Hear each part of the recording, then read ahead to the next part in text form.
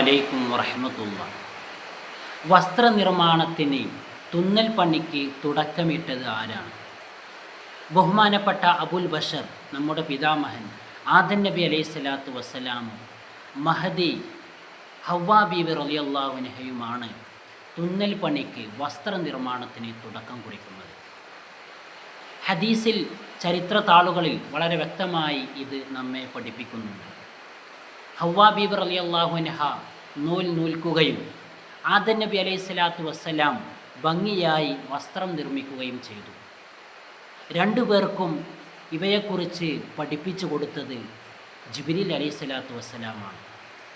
അതുകൊണ്ട് തന്നെ നമ്മളിന്ന് പുതുവസ്ത്രങ്ങൾ അണിയുന്നവരാണ്, വസ്ത്രങ്ങൾ ധാരാളം ധരിക്കുന്നവരാണ്. ഇതിൻ്റെ എല്ലാം തുടക്കം ആദം നബി അലൈഹി സ്വലാത്തു വസ്സലാമിൽ നിന്നും ഹവ്വാ ബീബി റളിയല്ലാഹു അൻഹയിൽ നിന്നുമാണ് എന്ന് നാം മനസ്സിലാക്കേണ്ടതുണ്ട്. വസ്ത്രനിർമ്മാണത്തിന്, തുന്നൽ പണിക്ക് ആദ്യമായി തുടക്കമിട്ടത് അബുൽ ബഷർ ആദം നബി അലൈഹി സ്വലാത്തു വസ്സലാമും അതുപോലെ തന്നെ നമ്മുടെ ഉമ്മയായ ഹവ്വാ ബീബി റളിയല്ലാഹു അൻഹയുമാണ്. അസ്സലാമു അലൈക്കും വറഹ്മത്തുള്ളാഹി.